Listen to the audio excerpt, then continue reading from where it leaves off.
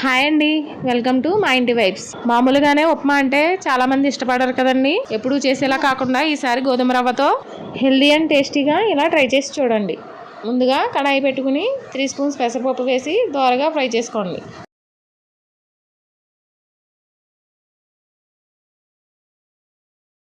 Fry చేసుకున్న పెసరపప్పుని కడిగి నానబెట్టుకోండి. ఇప్పుడు అదే కడాయిలో కొద్దిగా ఆయిల్ వేసి వేడైన తర్వాత పల్లీలు వేసి ఫ్రై అయిన తర్వాత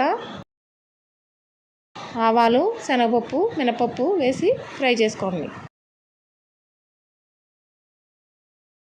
కొద్దిగా అల్లం, 3 కట్ చేసిన పచ్చిమిర్చి, కరివేపాకు, సన్నగా తరిగిన ఉల్లిపాయ, 2 ఎండుమిర్చి వేసి వేయించుకున్నాక ఈ పోపు దినుసులన్నీ ఒక బౌల్లోకి తీసుకోండి.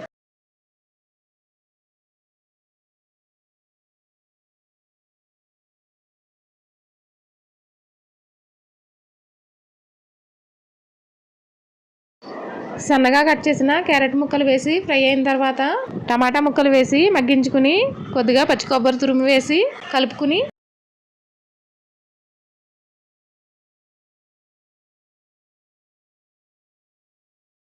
ఒక గ్లాసు గోధుమ రవ్వకి 2 గ్లాసుల నీళ్లు వేసుకోండి.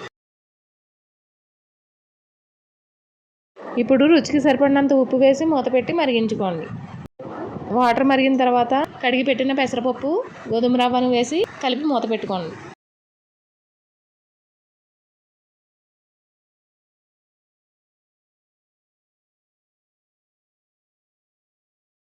వాటర్ ఇలా దగ్గరికి వచ్చిన తర్వాత మూత పెట్టి 5 నిమిషాలు సిమ్లో ఉడికించుకోండి.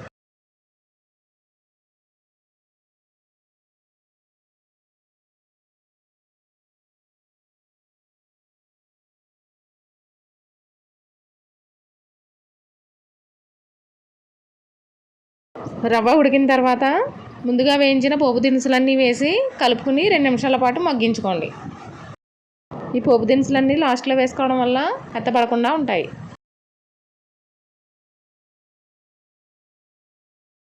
ఫైనల్గా కొత్తిమీర వేసి వేడివేడిగా సర్వ్ చేసుకుంటే హెల్దీ అండ్ టేస్టీగా గోధుమ రవ్వ ఉప్మా రెడీ అవుతుందండి. ట్రై చేయండి, టేస్ట్ చేయండి, ఎలా ఉందో కామెంట్ చేయండి. వీడియో నచ్చితే లైక్ చేయండి, మన ఛానల్ని సబ్స్క్రైబ్ చేసుకోండి.